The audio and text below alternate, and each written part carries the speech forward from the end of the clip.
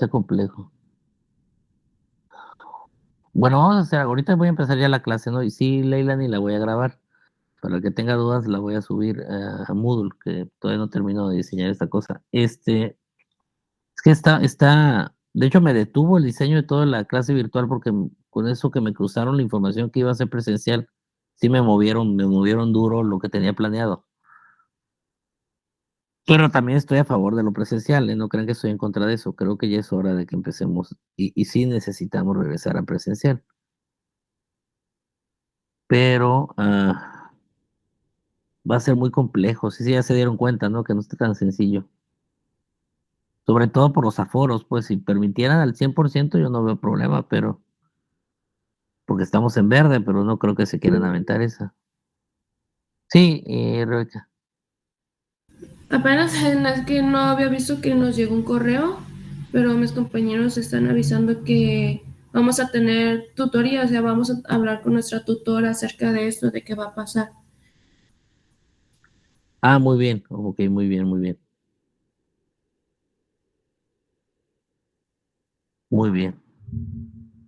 Sí, porque te digo, yo soy tutor de un grupo de primero y voy a reunirme con los profesores entre hoy y mañana para ver eso. Por eso voy a hablar con Plácido, porque no sé yo ahí que como que la información estuvo media rara. Primero nos dijeron que iba a ser solo un día y de repente ya que todos los días, pero pues sí, y con aforo, entonces eso nos mete en una dinámica complicada. Si el grupo fuera pequeño no tendría problema, pues, pero los grupos no son pequeños. Y además ustedes reciben varias clases al día. Es muy fácil coordinar dos clases, pero tres o cuatro ya está complicado. En el caso de algunos grupos, entonces sí ahí ah, tenemos que ver bien cómo vamos a trabajar. Bueno, hagamos algo, Rebeca, te voy a molestar con esto. Después que tenga la reunión con el tutor, si habría forma de que te comunicaras conmigo y me comentaras en qué quedaron ustedes y todo lo demás, me imagino que el tutor también va a hablar con nosotros y tener una idea más clara de lo que está pasando, pues, porque sí, sí, la verdad, soy honesto, estoy un poco enredado con ese asunto.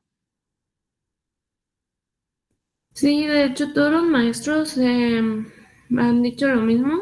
Todos me preguntan qué me han comentado, si ha habido otra reunión, pero nada más hubo la del jueves y hicieron otra reunión para los que no pudieron entrar. Y no sé realmente, pues yo estaba esperando indicaciones de los maestros acerca de esto, pero los maestros también me preguntan pues qué me han dicho a mí. Entonces nadie está de seguro qué va a pasar. Sí, está raro. Bueno, seguimos entonces al pendiente de eso y por lo pronto vamos a empezar ahorita con la clase. Permítame un poco.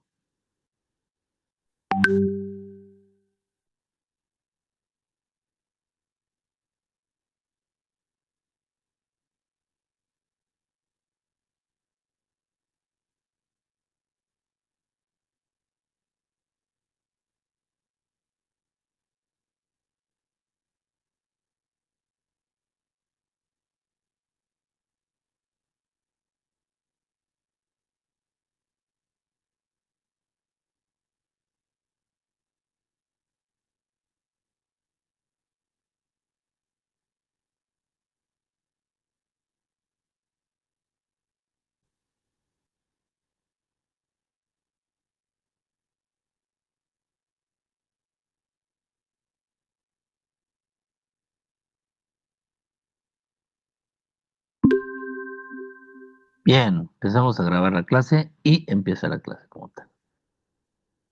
La sesión anterior, muchachos, estuvimos hablando de el por qué los involucrados en la participación en mercado bursátil llegan o se ponen de acuerdo para interactuar dentro del mercado. Entonces, ese ha sido el tenor. Si se han fijado, estos últimos días, como lo señalamos la clase anterior, iban a ser muy dinámicos en los mercados. ¿Sí se fijaron eso ahora con el conflicto de Ucrania? Por ejemplo, algo importante que pasó ayer, ¿qué fue? Que recuerden de los mercados financieros.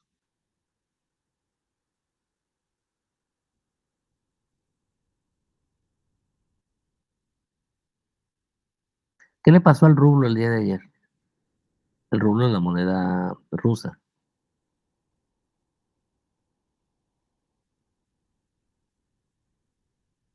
El rublo tuvo, sí, tuvo exactamente una depreciación, es decir, antes decíamos se devaluó, ya lo voy a explicar porque ahora no decimos eso. Se dice se depreció frente a las demás monedas, tuvo una depreciación del 30% precisamente por todo lo que está sucediendo con respecto al sistema financiero que involucra las penalizaciones que está sufriendo Rusia están vinculadas al sistema financiero. De hecho, la clase que vamos a estar llevando este semestre es precisamente explicarles cómo funciona el sistema financiero, para entender también cómo este permite que funcione la economía a nivel global, porque proporciona el dinero que necesitamos para la parte comercial que analizábamos en la materia economía internacional, la parte de comercio internacional. Y cómo también, ya se dieron cuenta ustedes, puede ser utilizado a nivel internacional por los organismos internacionales, por los acuerdos entre países, como una forma o un arma de disuasión contra ese tipo de conflictos. Tiene frenado a Rusia ahorita con eso. Lo vamos a ir viendo a detalle. Pero por lo pronto vean ustedes que tiene una importancia bastante fuerte entre las relaciones internacionales. Así que por eso fue que durante el fin de semana vimos una serie de, digo supuestas, porque no es tan así exactamente, pero bueno, ya el de Switch sí estuvo más fuerte, ese sí estuvo más fuerte ya. Se tardaron, le estaban pensando mucho, no querían sacar a Rusia de eso, pero ya lo hicieron. Am, pero la verdad, ¿cómo decirles? Son sanciones, entre comillas, porque hay grandes capitales rusos que no van a ser ni tocados por esas supuestas sanciones, ¿no? Pero bueno, ese es otro tema al que vamos a ir metiéndonos y van a ir viendo ustedes por qué lo digo. Hoy platicaré también un poco de eso en radio, ¿no? Precisamente. Como a las 2:30, si me quieren escuchar, voy a hablar de eso. Porque bueno, toca a algunos, no toca a todos, pues. Es raro. La política internacional, la geopolítica internacional en general hay que verla con mucho cuidado y no dejarse ir por lo que dicen los medios de comunicación nomás hacia la ligera, porque no está toda la información o está ahí, pero no está, digamos, explicada para que la gente pueda comprender al 100 de qué se trata o hacia dónde va el asunto. Bien, la última clase, la última sesión, les había pedido que, de favor, si podían ustedes averiguarme qué requisitos pedía la bolsa de valores para que una empresa pueda entrar. ¿Alguien investigó algo de eso?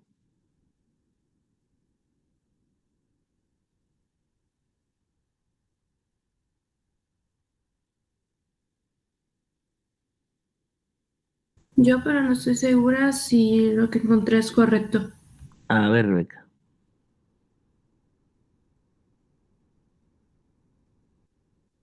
Los requisitos que pide la bolsa de valores, ¿no? Dijo. Ujú. Aquí dice, por lo general, para convertirse en un corredor de bolsa profesional debe obtener una licencia estatal. Y para obtener una licencia, la mayoría de los estados requieren un diploma de escuela secundaria, una licenciatura, una pasantía y experiencia laboral para emitir cuya licencia.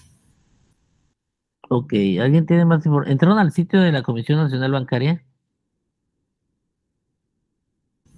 Yo no. ¿El resto no investigó?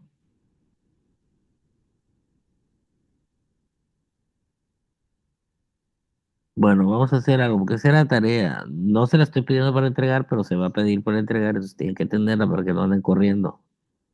Y también los requisitos para que las empresas puedan formar parte de la bolsa de valores. También lo platicábamos ese día. Bien. Ahorita vamos a ver, entonces me imagino que tampoco investigaron cómo se termina la muestra. Bueno, ahorita les voy a dar así como una idea de cómo va, cómo funciona eso, ¿no? Cómo se trabaja eso. Así que bueno, si me permiten, voy a hacer la presentación para continuar. El día de hoy vamos a ver si nos dan los tiempos, que espero yo que sí, dos temas, que nos den dos temas. Permítame tantito.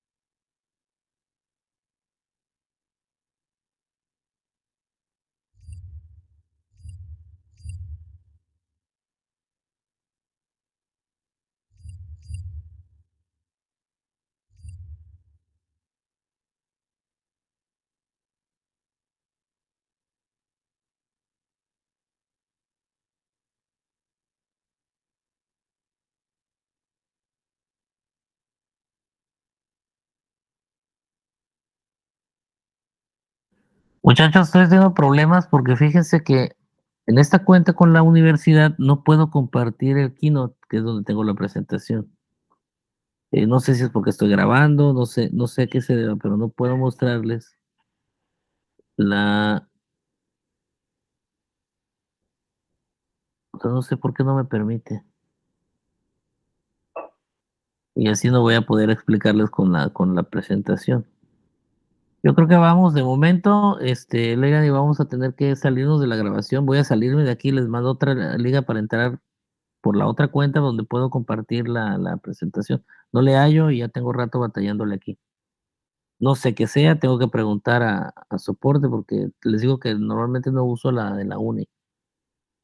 Y ahora que le agregaron no sé qué tantas cosas, pues menos. Así que denme chance. Rápido voy a desconectarme y conectarme y se conectan por favor rapidito. Gracias.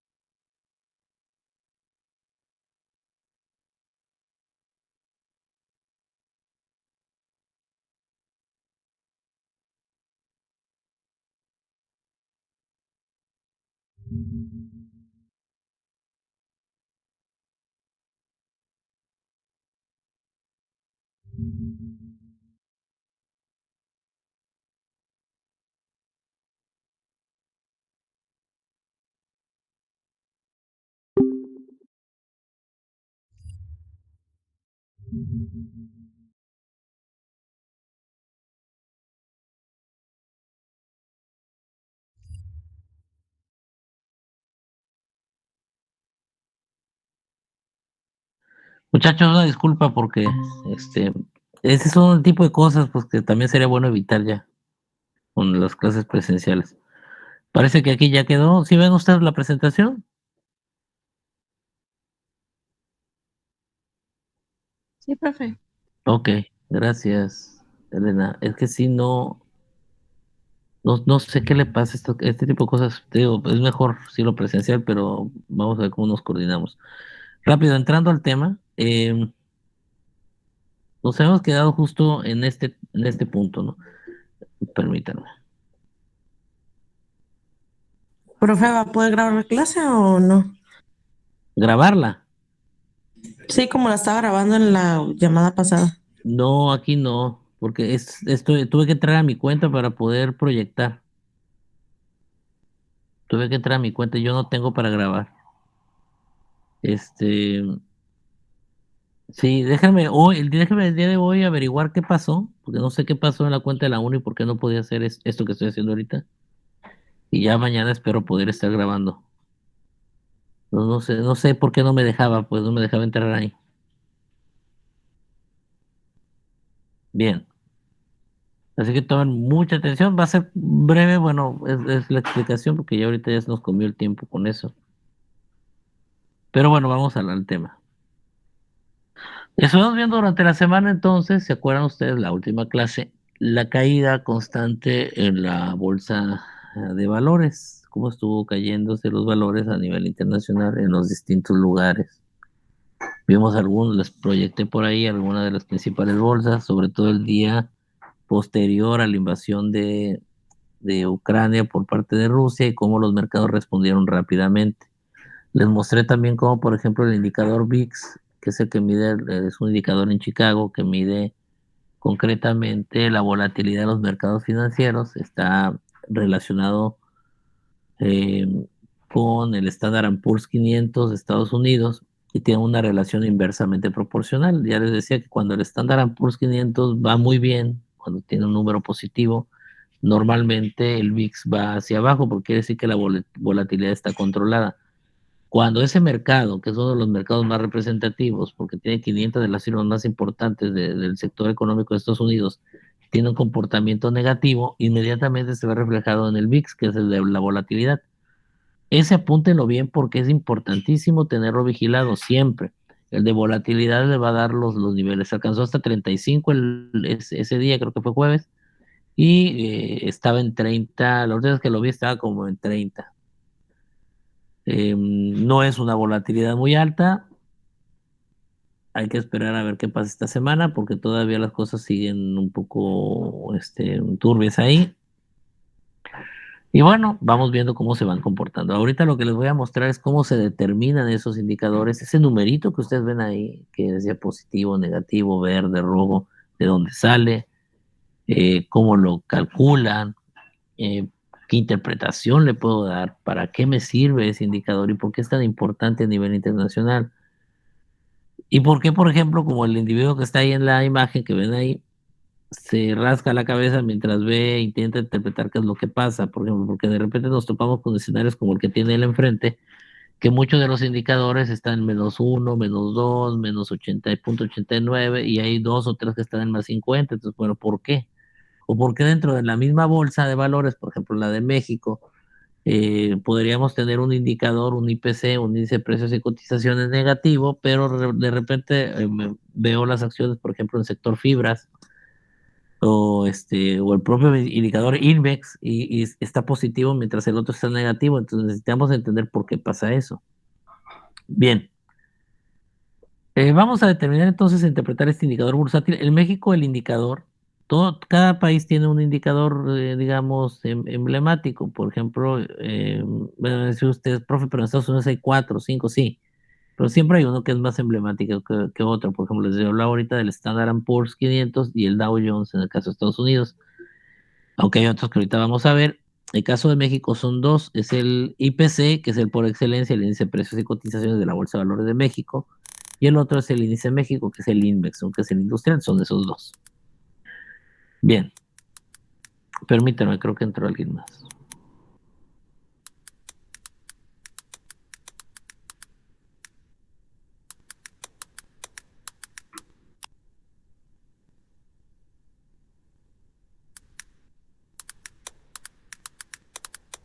La pregunta que nos tenemos que hacer nosotros, muchachos, siempre que analizamos los mercados bursátiles, las bolsas de valores, es ¿quién dicta la suerte de las acciones de las empresas? O sea, ¿quién dicta que una acción le va a ir bien o le va a ir mal?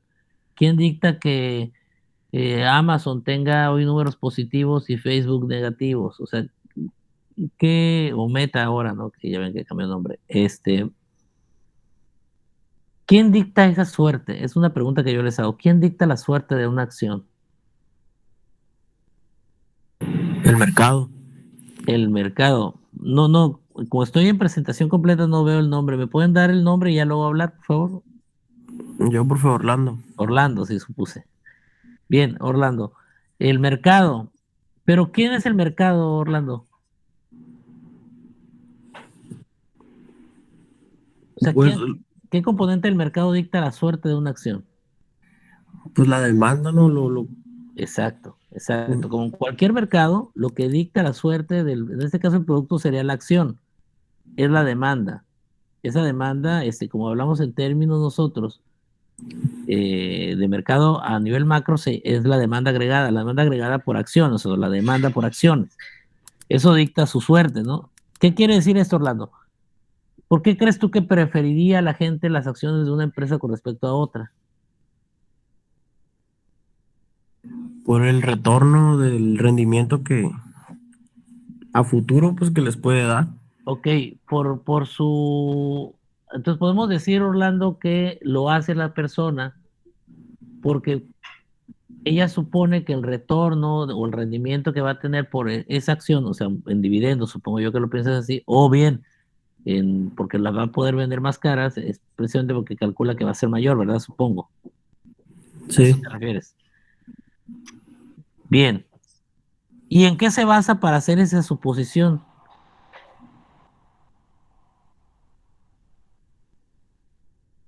¿En qué se basa para hacer esa suposición?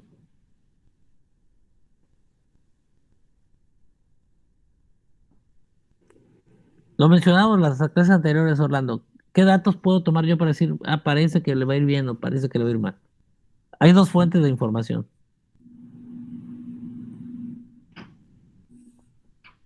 Pues el flujo de efectivo, ¿no? Todo Ok. eso. Muy bien, Orlando. El primer punto es, la persona que va a tomar la decisión, me imagino que tiene conocimiento pleno porque está la información a la mano. Cada trimestre les mencionaba de los documentos financieros de la empresa. Entonces, checó el balance general, el estado de resultados y el flujo efectivo de la empresa y dice, ok, esta empresa parece que tiene un buen, o sea, que el rendimiento que me puede dar a futuro es muy bueno porque los números que trae son muy buenos. Le está yendo muy bien. Ese es uno. Y la segunda, Orlando.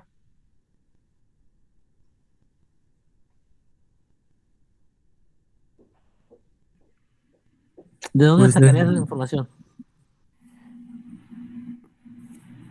pues de muchos la analizan el estado de resultados. Bueno, pero eso ya quedó. Los documentos financieros ya tomaste tu parte de tu decisión ahí. Y la otra parte de la decisión, ¿de dónde la sacas? De hecho, hicimos un ejercicio similar la semana pasada, si no se dieron cuenta.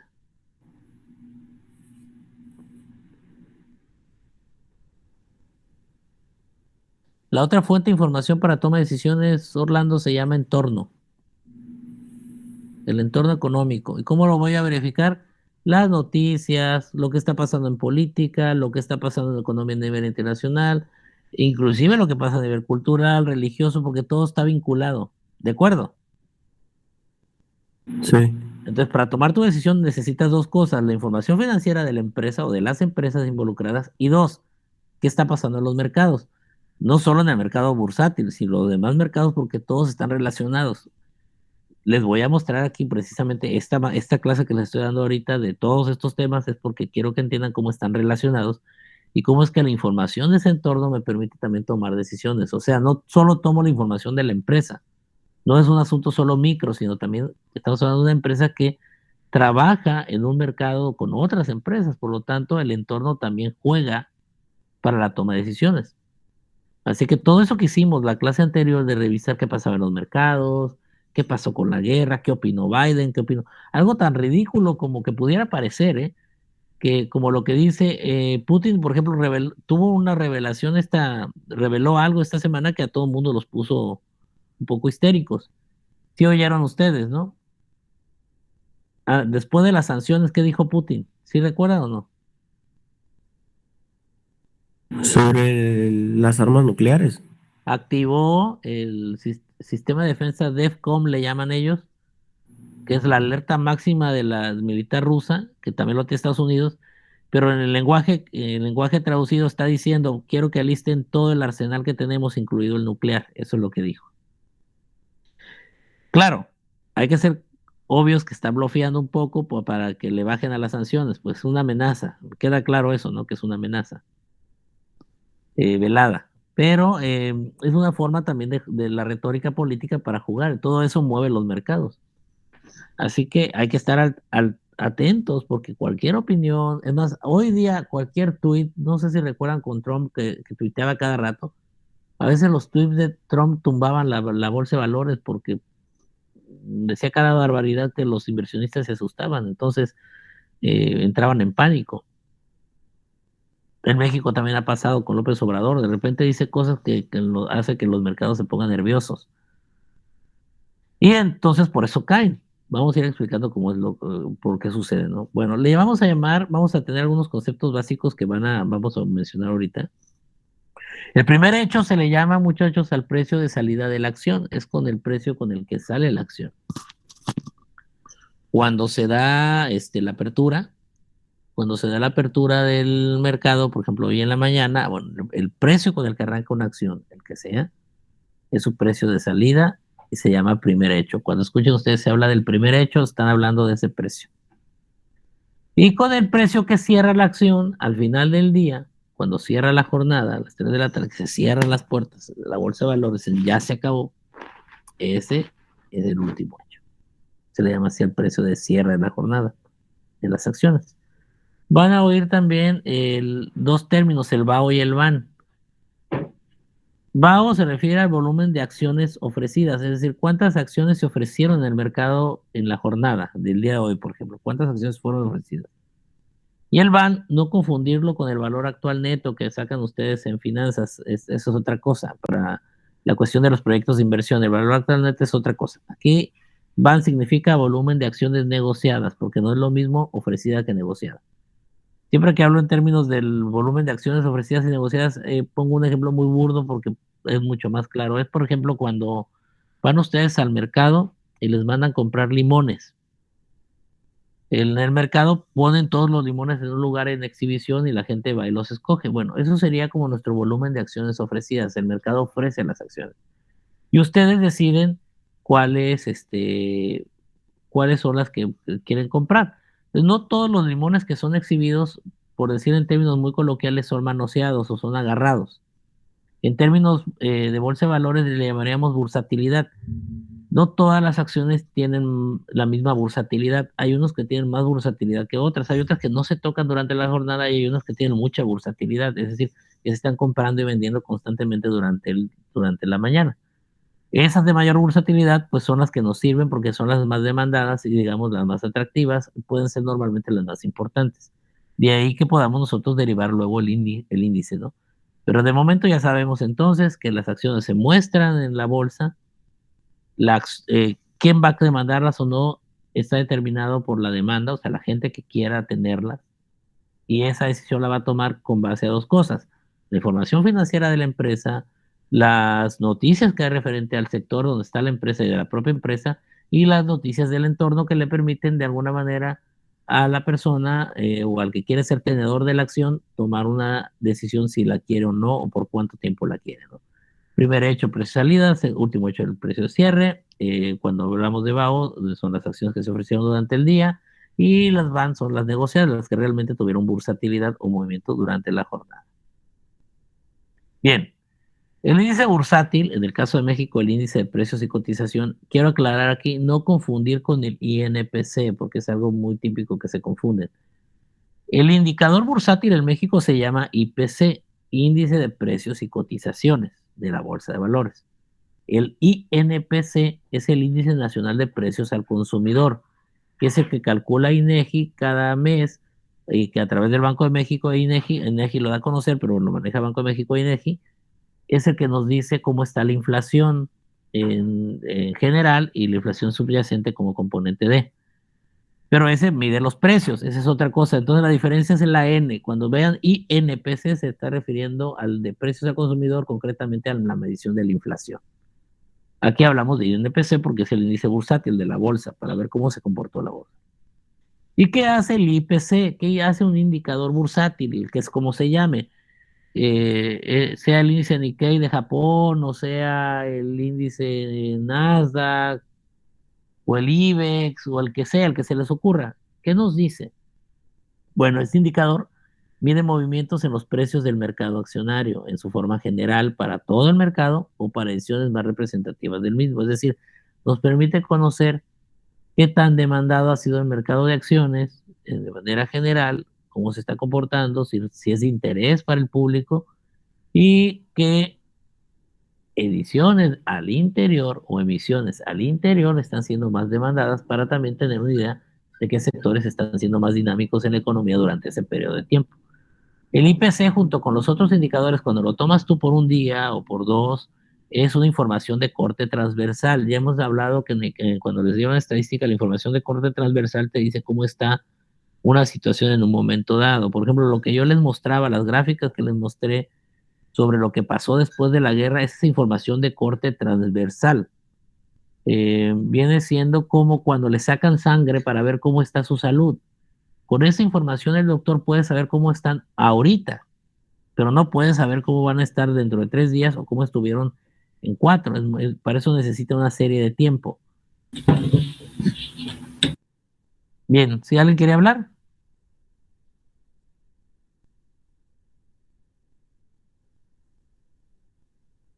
Bueno, parece que a alguien se le abrió el micrófono o no sé qué pasó ahí, ¿no? ¿Qué propósitos persigue el IPC en el caso de México y en el caso de cualquier indicador? Primero, nos ofrece un indicador de rentabilidad del mercado accionario, es decir, me dice si es rentable, eso que decía Orlando al inicio, qué tan buen rendimiento, qué tan buena utilidad en el futuro me da apostarle a las acciones. Eso es lo primero que me dice. Un IPC positivo me está diciendo que la rentabilidad del mercado accionario ahorita es buena. Y si el comportamiento a lo largo de una serie de tiempo, estoy hablando de 2, 3 semanas, 4, 5, me está marcando que hay una tendencia positiva en el mercado accionario, por lo tanto es un indicador de rentabilidad y me está indicando que hay una mayor posibilidad que el rendimiento sea ahí. Entonces puedo yo dedicar parte de mi dinero, de mi portafolio de inversión, a invertirlo en acciones para obtener, digamos, un rendimiento rápido, dependiendo también cómo quiero yo jugar dentro de la bolsa. Segundo punto importante del IPC, es un barómetro de las expectativas de la economía mexicana. Por eso es que se presenta siempre en los noticieros. No solo la mexicana, hablo en general, pero ahorita lo estoy enfocando en México.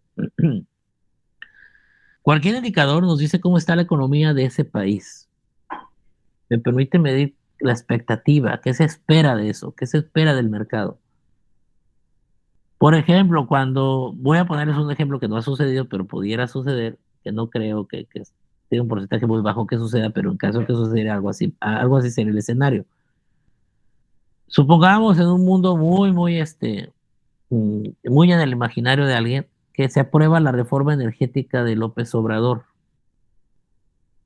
Al aprobarse eso, ustedes verían inmediatamente que el IPC caería, pero sería jalado hacia abajo por acciones, acciones de las empresas que están vinculadas con el sector energético. ¿Por qué caerían esas acciones? Porque la gente al ver que se aprobó una ley que está más a favor de las energías no renovables que de las renovables, que es hacia donde todo el mundo está girando, pues genera una expectativa no muy positiva en el sector y la gente decide mejor abandonar, ya no apostar por ahí y meter su dinero por otro lado, ya sea en acciones de otro sector o en acciones o sacar dinero del mercado accionario bursátil y llevárselo a otro mercado, dependiendo de lo que sea.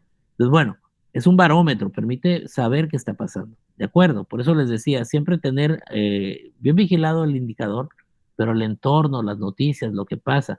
Es importante que entiendan que lo que pasa en política, lo que pasa en economía, lo que pasa en cultura, en religión, en lo que sea, también impacta acá, de mayor o menor cuantía, pero siempre tiene un impacto. Entonces tienen ustedes que estar siempre atentos a las noticias, al entorno.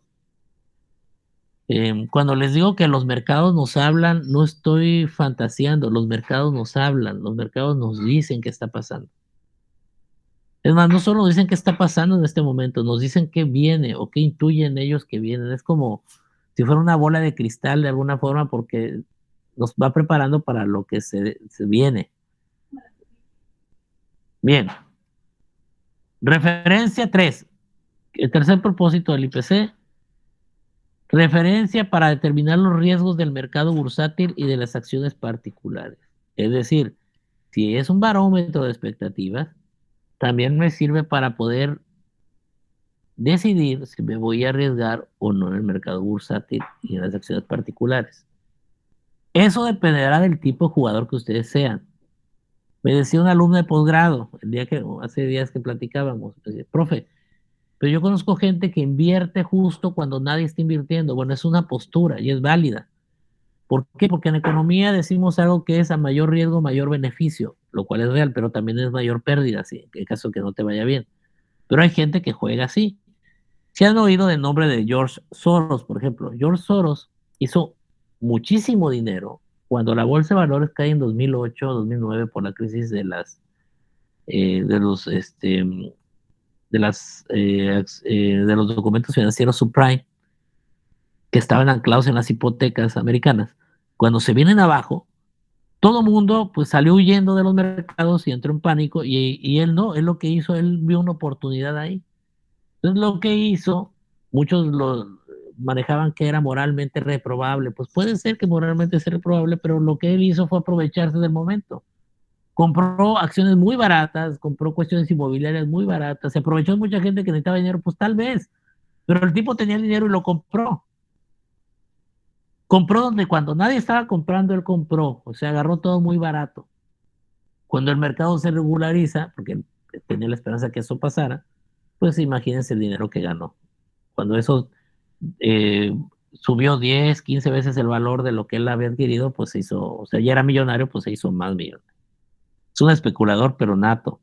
Ahora, por eso les digo, es referencia para determinar el riesgo, dependerá de cuál es su posición. Por eso iniciamos estas clases con decirles cuáles son las posturas del que quiere invertir ahí. El que tiene la visión romántica de ser socio, de tener su portafolio de inversión bien armadito, para que le dé dividendos anuales, pues está bien. O para el que quiera especular, y también el especulador tiene grados de especulación. George Soros es un especulador muy aguerrido y muy arriesgado. Y conforme más dinero atesorado, pues, pues más riesgos corre. Porque tiene también, aunque pueda perder millones, en realidad para él representa poco. Pero ya dependerá de ustedes. Por eso les digo, es referencia para determinar el riesgo del mercado. Bien, ¿cómo determinamos el índice? Ese ejemplo que tienen ahí es un ejemplo muy sencillito, muy sencillito. Tiene 1, 2, 3, 4, 5, 6, 7, 8. Le puse 9 emisiones. En el caso de la Bolsa de Valores de México, la muestra para determinar el índice es de 40 a 44 firmas. O sea, 44 emisiones o 40 emisiones. Cada bolsa de valores se pone de acuerdo cuánto vale su muestra. ¿Se acuerdan de estadística? Que en estadística para calcular algo, por ejemplo, queremos medir el comportamiento de algo, no sé si recuerdan sus clases, se les decía que podían hacer un censo o podían sacar una muestra. Normalmente usamos el muestreo porque ahorra dinero, es más sencillo, ahorra tiempo y además es muy exacto, porque se ha demostrado matemáticamente que el comportamiento de muchas de las variables después de cierto punto tiene un comportamiento como una campana de Gauss o la curva normal. ¿Se acuerdan ustedes que tiene una distribución que es mesocúrtica y simétrica, que tiene una media de comportamiento y que alrededor de la media se van acumulando los comportamientos o los puntos o la observación? Entonces, cuando sacamos muestras, las muestras tienden a comportarse o tomar la forma de la curva normal, entonces es fácil poder determinar cómo se comporta una población. Por eso lo hacemos, no lo hacemos por otra cosa. Bueno, así como en las poblaciones para investigar mercados, calculamos nosotros muestras. Imagínense ustedes si quisiéramos calcular el índice solamente contando todas las acciones de la bolsa de valores, que son un montonal. Pues no vamos a acabar nunca. Pues tiene que sacarse el índice por jornada. Entonces se calcula por el número que tenemos nosotros de acciones dentro de la bolsa una muestra representativa. Para esa muestra representativa, como es representativa, se van a tomar las emisiones o las acciones que tengan mayor representatividad, que representen realmente el mercado y que tengan sobre todo mayor bursatilidad, o sea, que sean de las que más se mueven, porque esas reflejan más el comportamiento general de la bolsa. Vamos a ver al final, cuando les dé el listado de los principales indicadores, que muchos indicadores inclusive llevan el número de la muestra. Dice 50, como el Standard & Poor's, que son 500. Establecen ya ahí el número de cuál va a ser la muestra. Así que bueno, en el caso de México, pues digamos son 40, pero en este caso, para manejar el ejemplo y ser claros, estoy poniendo 9, ¿no? Vamos a suponer que en este caso el IPC lo calculamos con 9, pero ya lo saben ustedes que es arriba de 40. ¿Puede cambiar el número de muestras, profe? Sí, sí puede cambiar. La bolsa de valores tendría que manifestarlo nada más. Siempre presenta la metodología de cálculo. Esa está dentro de la bolsa de valores. Pueden entrar a la página, van a ver, ahí está la metodología de cálculo de la muestra. O sea, cuánto es lo que utiliza. Pero el procedimiento general de cómo se calcula es este que les voy a dar. Para fines, digamos, de académicos, pues nada más para que entiendan de dónde sale. En realidad nosotros el número ya no es que ustedes van a calcular el IPC, es para que entiendan de dónde sale nada más y bueno, intuir por qué tiene ese peso o valor. Bueno, vamos a hacer esta tablita. Quiero también ser claro, yo las variaciones que puse aquí las puse muy significativas, por eso el número del IPC sale muy alto aquí. Normalmente los IPC se mueven, o los indicadores bursátiles se mueven en 1, 2, punto 80, punto 50, las variaciones son de centavos o a veces de una unidad o dos, no más, o sea, es muy raro que se vean números como los que les puse aquí, pero bueno, yo lo hice nada más para efecto, digamos, para que quedara más claro. Primer columna vemos la emisora. ¿Quién es la emisora? Ya habíamos hablado que la emisora es quien emite la acción, quien saca la acción, quien determina la acción para financiarse. Pues ahí puse Telmex, Televisa, Cemex, Maseca, puede ser Vitro, FEMSA, el que se les ocurra, TV Azteca, pero Bursa Alfa, no sé. Hay muchas empresas, ahí van, ¿no? De ese lado. El tipo de serie, bueno, va desde la A, puede ser cualquier, una serie como la que tienen los billetes, si la han visto el número de serie. Bueno, las acciones tienen número de serie.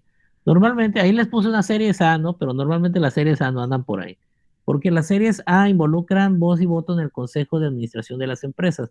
Es muy raro que esas anden por ahí navegando en la bolsa. Solo que la empresa se quiera vender. Y las acciones tipo B son las que involucran voz más no voto en el consejo de administración. Pero bueno, supongamos, ¿no?, que la serie es ese dato, nada más que identifica el tipo de emisión. Luego tenemos el primer hecho. Vamos a, por ejemplo, asumir ahí el de arriba que tenemos a Telmex. El primer hecho es el precio con el que sale la acción, que son 120. Y el último hecho es con el que cerró. En el caso de Telmex, si se fijan ustedes ahí, empezó con 120 su acción y cerró en 123. Tiene una variación de 3 unidades de moneda.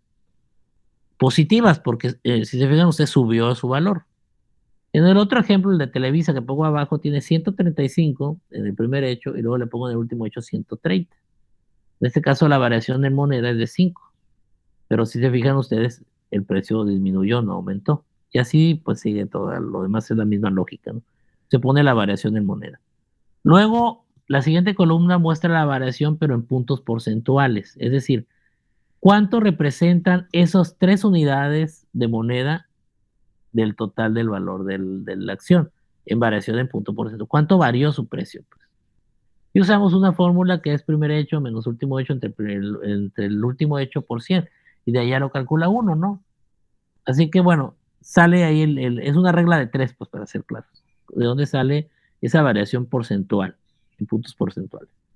Por ejemplo, esos 3 que varió el precio entre el primer hecho y el último hecho de Telmex, esos 3 pesos o 3 dólares o como lo quieran manejar, en este caso pues son pesos, sería o equivale al 2.5 de variación porcentual, 2.5. Y en el caso de las 5 unidades de Televisa de variación monetaria, equivale a un 3.70 puntos porcentuales de variación. Las siguientes 2 columnas van a separar los puntos porcentuales entre positivos y negativos, es decir, voy a colocar en una columna todos los puntos porcentuales positivos, las acciones que ganaron, y en la otra los puntos porcentuales negativos, las acciones que perdieron. Así que tengo 2.5, 12.94. Digo que esos números están muy grandes, ¿no? En realidad no es así, es para efectos didácticos, nada. Y del otro lado, los negativos, menos 3.7, menos 9, y luego los colocan así. Y la última columna dice suma resta o IPC. La suma resta se llama suma resta porque en realidad es una suma, pero como es una suma entre un positivo y un negativo, en realidad es una resta. Voy a sumar todos los puntos porcentuales de las acciones que tuvieron ganancia o que fueron puntos porcentuales positivos y voy a sacar el gran total, en este caso dio 25.8, más menos la suma de todos los negativos y les va a dar 34.53 y al final el IPC nos da menos 8.73. Ya aclaré que ese está muy alto, solo lo hice con fines didácticos. Normalmente no es tanto, ¿no? Es muy poquita la variación, o sea, se mueve un punto, dos, una cosa así. Cuando son así números muy grandes, porque la cosa sí está muy seria, son puntos aberrantes, ya saben. En este caso dio menos 8.73. ¿Qué nos dice este IPC de menos 8.73? Que este día en particular en la bolsa,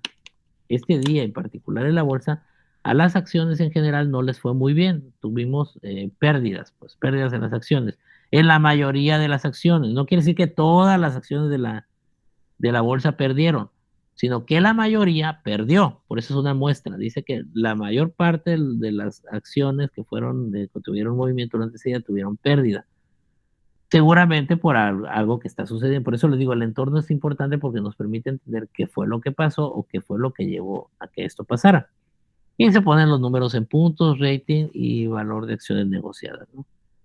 Estas capturas que les voy a mostrar enseguida ya son viejas, son del 17, pero ustedes entran a la bolsa de valores, van a ver estas imágenes tal cual.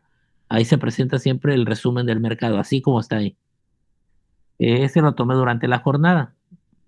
Esa toma fue de las 2:10 de la tarde. Y si se fijan, les pone el IPC en ese momento iba positivo. Índice tenía 48.978 con una variación positiva del 0.05%. La variación en puntos era de 22.25. El volumen digamos, de las acciones que estaban manejándose era de 54.281.635 acciones que están siendo negociadas con un importe equivalente a 2.371 millones, ¿no? 979.987, tiene la fecha y la hora. Y ahí les muestra, por ejemplo, el índice México, que iba en camino positivo, Fibras, que es un buen indicador también de un sector, va en negativo, y bueno, los demás indicadores también muestran variaciones positivas. Al interior de la bolsa de valores, o sea, el IPC, pues es un indicador general, pero les decía que cada sector pues, se divide también por sectores y cada sector nos dice cómo se está comportando en ese momento. También les da la gráfica del día, cómo va. Ustedes pueden entrar a esta página, ahí se las dejé. De todas maneras, les tengo que hacer llegar el PDF. Van a tener ahí la dirección, entran a la bolsa de valores y toda esta información está tal cual como ahí. Y les muestra la jornada. Si se fijan, esta jornada tiene una tendencia positiva, quiere decir que las acciones y el día en general fue muy bueno para el mercado accionario, ¿no? Hasta las 3 de la tarde ustedes ven ese movimiento, ¿no? De 8:30, cómo se mueve. Bien, a nivel global, ¿cuáles son los principales indicadores bursátiles? Eso los van a ver y estaban dentro de la lista que les mostré en la clase del jueves. Y bueno, en Europa pues está el Frankfurt Stock Exchange, el Xetra, el Eurex, el DAX 30, por eso digo que algunos traen los números, ese es alemán. Son 30 empresas con mayor capitalización, o sea, con los que tienen mayor movimiento, o son de las más fuertes en Alemania. El Eurostoxx 50, el LSE, el FTSE 10, el Euronext en París, que tiene el CAC 40. El CAC 40 sí lo vimos también el día jueves. IBEX 35, les decía a ustedes también, que tienen por ahí el de Milán, la bolsa de Milán con el MIB 30, que son los 30 valores principales de Italia. El AEX de Ámsterdam con 25 principales valores. Y de este lado, bueno, tenemos, también los vimos, los 4 primeros que estaban en la lista, si se acuerdan ustedes, que estaban en negativo, salvo el VIX, que ya les expliqué de qué se trataba. La bolsa de Nueva York, el Nasdaq, el Dow Jones y el Standard Poor's 500, el Nasdaq 100, el índice Nikkei 225, el Topix y obviamente el Hang Seng, ¿no? Por 33 valores representativos. Todos estos indicadores funcionan igual como lo expliqué ahorita para el resto del mundo. Bien. Recordarles nada más. Voy a retomar este tema que creo que vi con ustedes en comercio internacional, lo vi de manera muy rápida. Voy a volver a entrar a él, nada más para que recordarlo y entrar a la lógica bursátil el día de mañana. O sea, vamos a empezar con esto brevemente, una media hora, menos tal vez.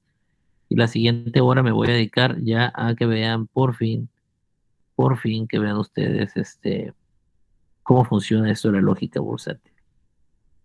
Entonces, esta pintura de Dalí quiero que la vean, la recuerden y que la revisen y que me digan la interpretación que hoy en día puede ser que tenga más significado para ustedes esta pintura que hace 3 meses que la vimos, por lo que está sucediendo. Bien, se las hago llegar también la pintura ahí por el grupo para que la puedan ver y me den su opinión. Les voy a dar unos puntos con los que vamos a empezar mañana. ¿Dudas?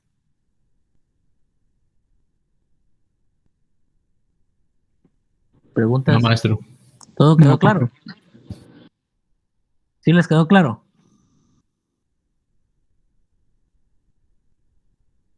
Muchachos, Sí, profe. ok. Muy bien. En general, el mercado así lo leemos, ¿de acuerdo? Por eso es muy, muy importante. Ese mercado es la base o el punto central de lo que llamamos nosotros lógica bursátil y cómo se mueven los capitales a nivel global. Entendiendo ese comportamiento y cómo la especulación, digamos, es la que de alguna manera domina el mercado, podemos entender precisamente lo que está pasando ahorita a nivel internacional. Y van a comprender por qué se cayó el rublo, van a comprender por qué se cayeron las bolsas de valores el día de la guerra, por qué el mercado del oro que les muestra, si no quedó claro, ¿por qué el profe me muestra el mercado del oro? ¿Por qué me muestra el mercado del crudo? No entiendo qué está pasando. Bueno, lo van a entender ya que entremos a esa parte. Mañana es volver a recordar la Organización Internacional del Trabajo en la primera media hora, repito, y la segunda va a ser concretamente entrar ya a entender la lógica bursátil. O sea, cómo funciona, porque vamos a empezar a desagregarla. Y el primer punto cuando desagregamos es precisamente los tipos de cambio, que es lo que Krugman nos señala en su libro. No, no crean que me he olvidado Krugman. Lo he aguantado un poquito para que vaya quedando claro una cosa por una. Bien, nos vemos mañana entonces, sí, en punto de la hora. Voy a probar ahorita en la tarde cómo lo puedo hacer para compartir por la página de la UAPS y ver si puedo grabar, ¿no? Porque sí quiero dejarlo grabado. Bueno. Los veo entonces mañana. Y espero ya tener más claro el panorama de lo que está pasando para la próxima semana, ¿no? Y ya les digo yo cómo quedamos en mi materia. Ustedes me dicen cómo quedan con los otros profes, porque lo que me da miedo, Rebeca, es que otro profesor te ponga del 1 al 22 y yo te ponga del 23 al 44. O sea, eso es absurdo, pues. Es ahí donde no entiendo cómo nos vamos a poner de acuerdo. Sí, ya la maestra, nuestra tutora nos envió correo. Igual yo voy a hacer una encuesta para nuestro salón y otros compañeros que toman otras materias con nosotros si pueden tomar clases presenciales para tomarlos en cuenta. Ok, y ya que tengas esa lista, Rebeca, poder nosotros como profesores ponernos de acuerdo qué onda, porque yo les doy clase martes, miércoles, jueves, pero no sé si los demás profesores coinciden conmigo o no. O sea, necesito ver qué clase puedo acomodar yo para que, bueno, va a ser un relajo, pero bueno, vamos a ver cómo le hacemos, ¿no? Bueno, los veo mañana. Cuídense. Bye.